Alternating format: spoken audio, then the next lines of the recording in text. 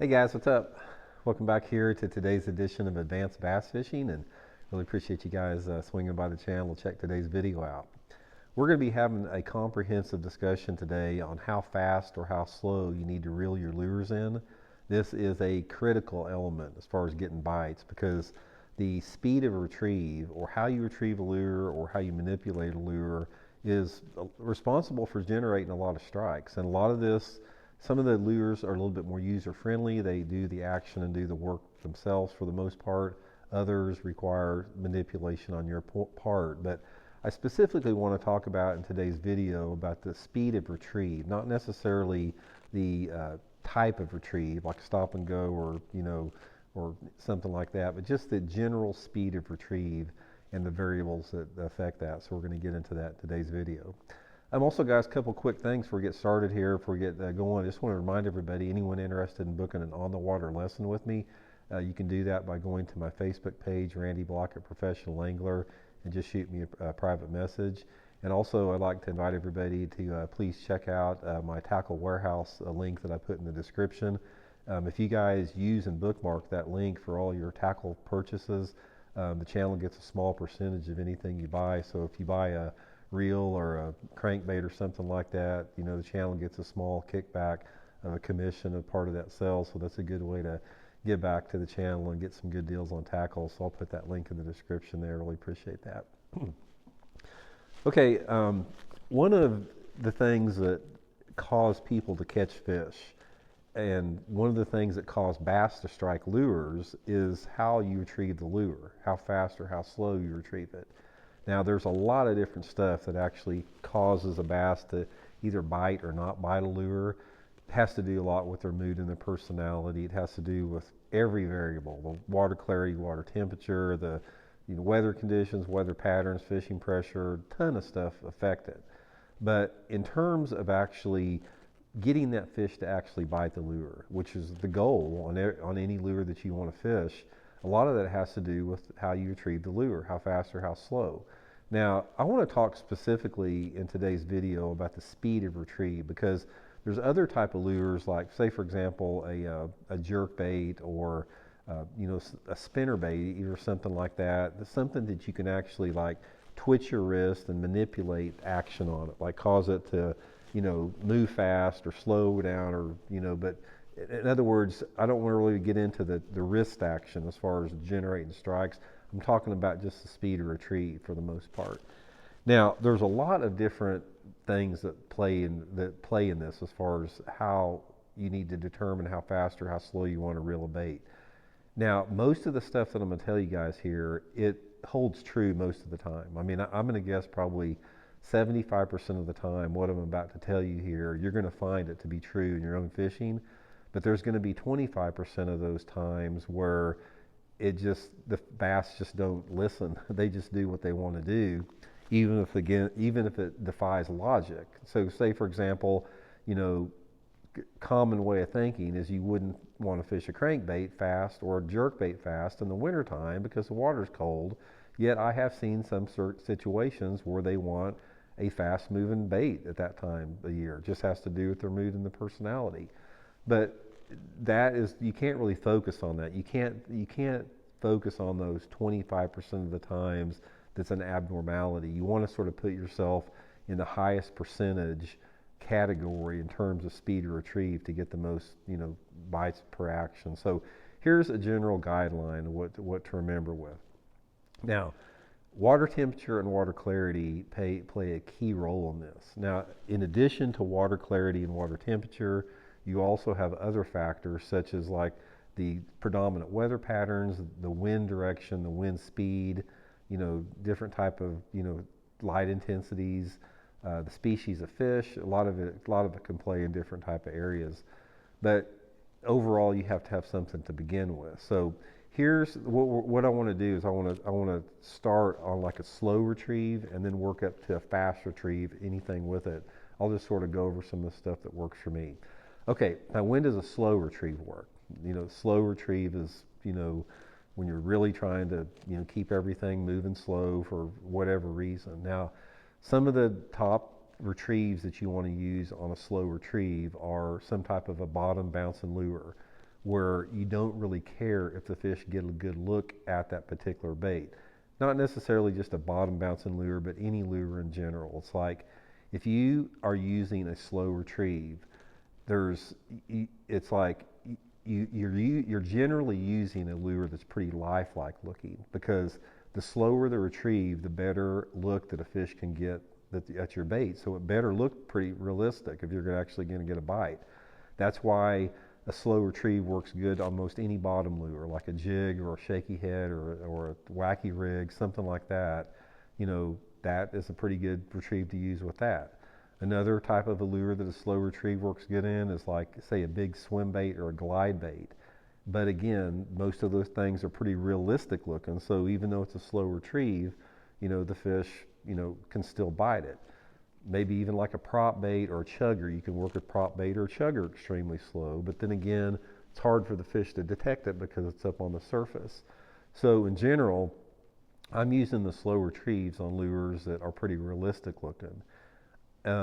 The slow retrieve doesn't necessarily have to do as much with the water clarity and water temperature as what you would think, although it does have an impact a little bit with it. It's like I'm not using a dead slow retrieve simply based upon the water temperature and the water clarity.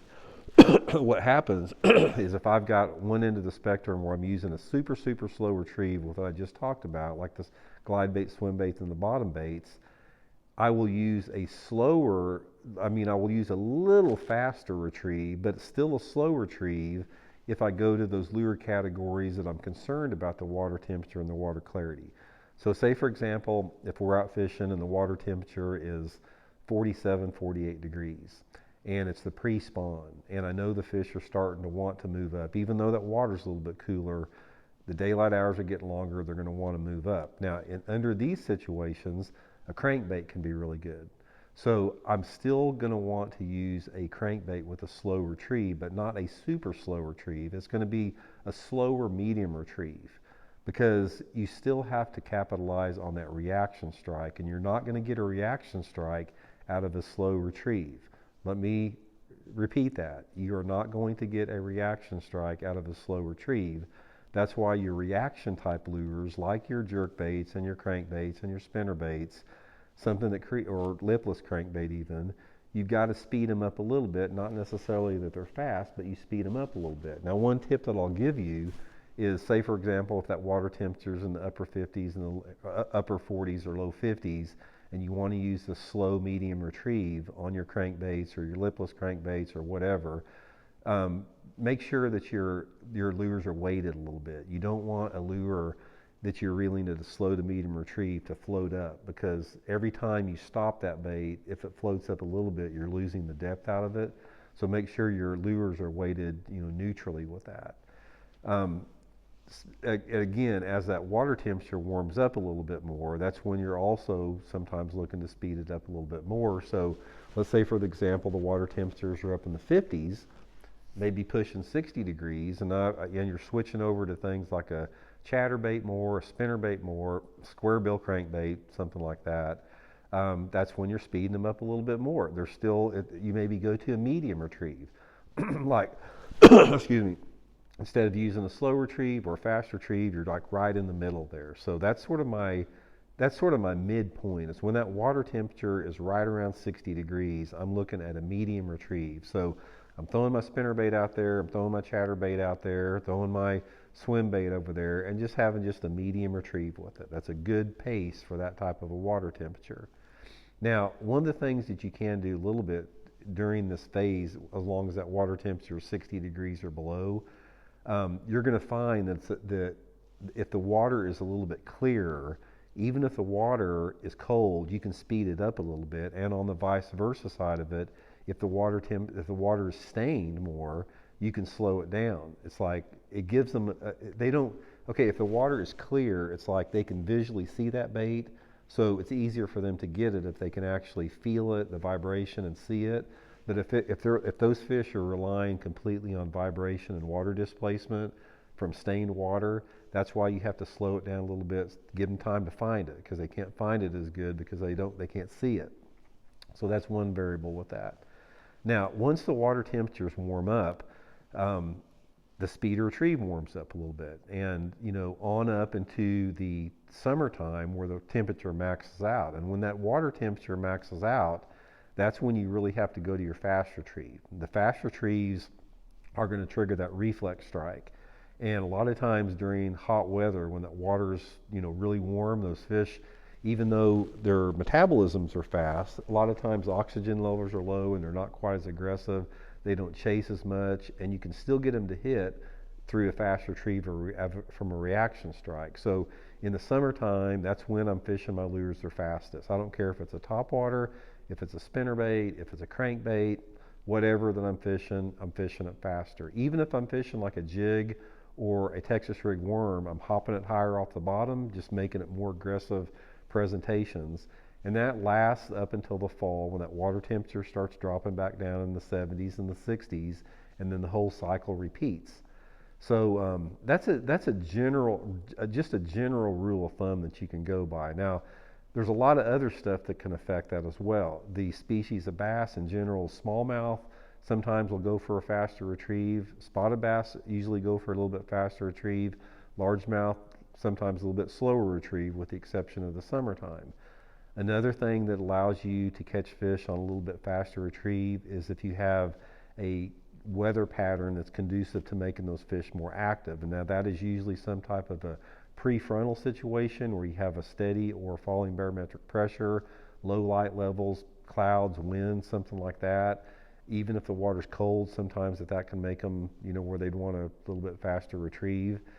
Ultimately, though, you have to just listen to what the fish want. You have to experiment a little bit with it. And the way to do that is, this is how you figure things out as far as the retrieve. If you're catching a fish here or there, and there's some fish where you're at, experiment a little bit. Let's say, for example, you're fishing this long stretch of riprap, and you fish maybe 100 yards of this riprap, and you catch, maybe 2 bass, maybe 2 just pound-and-a-half bass on a 100-yard stretch.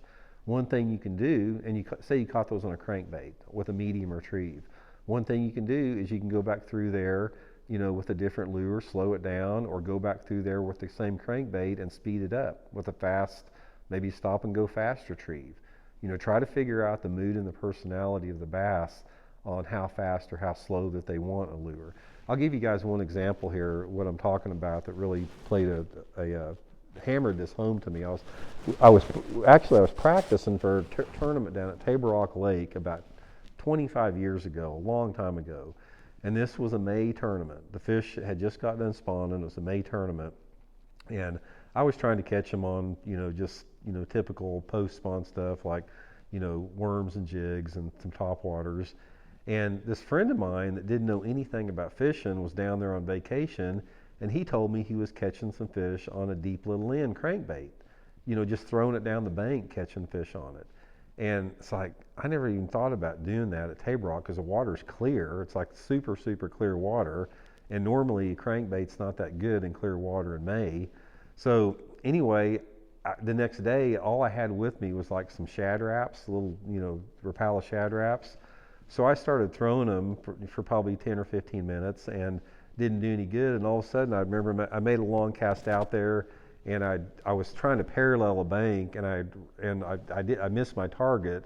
So I was reeling the bait in super fast to make another cast to get on the right angle, and I caught a nice fish as I was burning it in. I mean, I was cranking the shad wrap in as fast as I could crank it, and this fish slammed it. So I said, I wonder if that's the retrieve or just where I casted it. So I worked down the bank another 20 or 30 yards and started burning that thing, and started catching them about every other cast on it. And we wound up catching 22 pounds in the tournament and finished second in the tournament, burning these shad wraps in May. So that's what I'm talking about. Sometimes you just have to experiment with it. Sometimes you figure stuff out just on blind luck or just being lucky. You just never know. So, but anyway, that's just sort of an overview of it. Like I said, take it for a grain of salt, use it as the foundation, but ultimately just listen to what the fish are telling you, and they're going to be the ultimate judge on that. So we'll talk later.